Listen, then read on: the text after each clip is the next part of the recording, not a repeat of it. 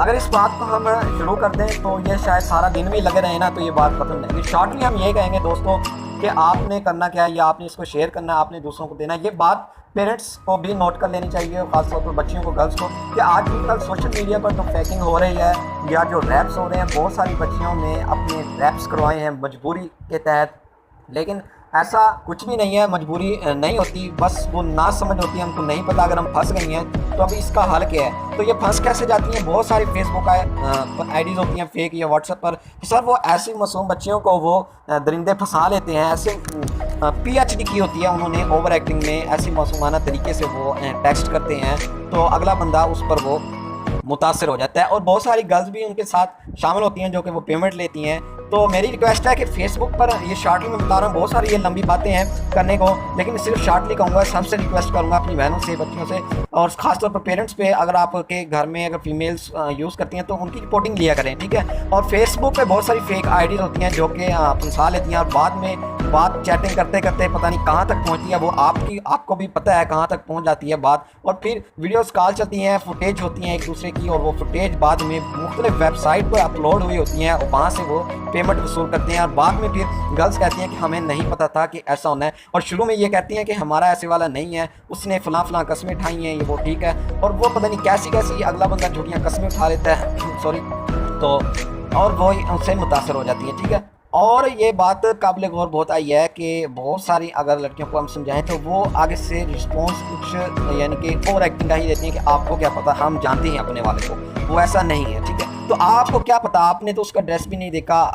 घर का, और आपको उसके घर का माहौल भी नहीं पता, आपको उसका मोहल्ला नहीं पता, ठीक है। आपको सही तरीके से शायद उसका नेम भी ना पता हो, आप उसको जानते भी नहीं, सिर्फ नेट पर आपकी चैटिंग हुई है तो आप उसके यार मुतासर हो गई। अफसोसनाक तो बात यही है, और सोचने की बात यह है कि कैसे, और बाद में फिर बहुत लंबी बात हो जाती है। और बहुत सारे केसेस हमने देखे हैं, और ऐसे केसेस वालों से बात की है, फिर आपके सामने ये बात लेकर आए हैं कि रेप तक हुए हैं काफ़ी लोगों के, क्योंकि वो फेसबुक पे वीडियोस कॉल्स होती हैं, चैटिंग होती हैं, वो फिर सेव कर लेते हैं, और बाद में फिर ब्लैकमेलिंग होती है, फिर वो मजबूर होकर वहाँ तोड़ उनके होम जाती हैं उनसे मिलने, मजबूर होकर कि हमारी पिक्चर उनके पास है, कहीं वो अपलोड ना कर दे। फिर मजबूर क्यों होती हैं? यही वजह है कि वो चैटिंग करती होती हैं, उनको पता नहीं है कि आईडी फेक होती है या नहीं, ठीक है। और मैं कहता हूँ गर्ल्स से भी आप फ्रेंडशिप ना कीजिएगा जिसको आप जानती नहीं, ठीक है। आपने जिसको देखा ही नहीं है, ठीक है, जिसके घर को नहीं जानती, जिसकी बैकग्राउंड नहीं आपकी जानती, उनसे भी बात ना कीजिएगा, क्योंकि बहुत सारे यानी कि फेकिंग काम हो रहे हैं, ठीक है।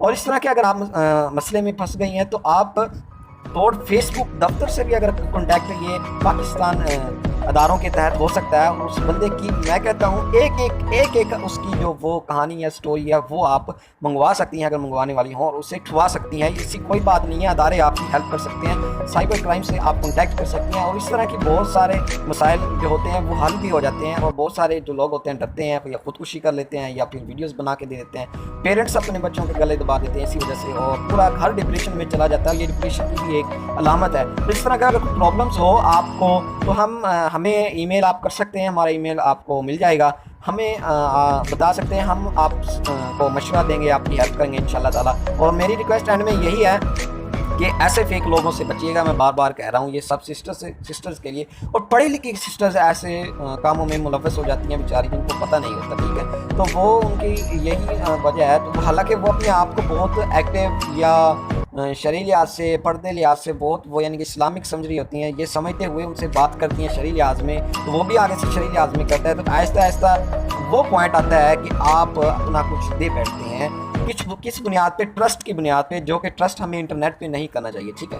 हमें ट्रस्ट नहीं करना चाहिए, वरना हम डूब जाएंगे। इंटरनेट पे हमें ट्रस्ट नहीं करना चाहिए। हमें तो उसकी अगले बंदे की बैकग्राउंड ही नहीं पता, तो हम क्यों करते हैं? बात तो यही है, ठीक है। और पेरेंट्स के लिए ये बहुत ज़रूरी है कि अगर बहुत ही मजबूरी है आपको घर के बच्चों के लिए को मोबाइल लेकर देना, उनकी एजुकेशन का मसला है, या कॉन्टैक्ट रहना ज़रूरी है मोबाइल के साथ उनका, तो उनके मोबाइल को आप अपने अंडरग्राउंड कीजिएगा। बहुत सारे ऐसे प्राइवेट मैसेज ऐप्स हैं, आप यूट्यूब पर जाइएगा, आपको उनकी मालूमात मिलेगी। तो वो उन्होंने अपने मोबाइल में रखे होते हैं, आपको पता भी नहीं होता, वो लॉक ही होते हैं, और बहुत सारा ऐसा मवाद होता है फिर जिनके वो आदी हो चुके थे, और रात को काफ़ी स्टूडेंट्स जो होते हैं अपने दरवाजे को लॉक किया होता है कि पेरेंट्स समझते हैं वो पढ़ रहा है, ठीक है। तो वो उसने एक बात सोचने की है कि वो लॉक क्यों करता है, वो तो पढ़ रहा है ना, तो उसे लॉक नहीं करना चाहिए। लॉक वो तब करता है वो मोबाइल में यूज़ होता है या और चीज़ में यूज़ होता है, तो वो डर के लॉक कर लेता है कहीं मेरा पेरेंट्स देख ना ले, और पेरेंट्स गलत फहमी होता है, इस चीज़ को भी आपने चेक करना है। तो ये ऐसी बहुत सारी बातें हैं जिनको हम अगर स्टार्ट करें तो बहुत सारा टाइम लग जाएगा, तो आप भी बोर हो जाएंगे वीडियो को देखने के लिए। तो इसको मुख्तसर शॉर्ट ये है कि वालिदैन को अपने बच्चों का मोबाइल चेक करना चाहिए। अगर आप पढ़े लिखे नहीं हैं तो आप यूट्यूब पर सर्च तो कीजिएगा, आपको सब पता चल जाएगा, ठीक है। मज़ीद अगर आपको मालूमात चाहिए तो हमें ईमेल कीजिएगा, हमारी टीम आपको बताएगी। अल्लाह हाफिज़।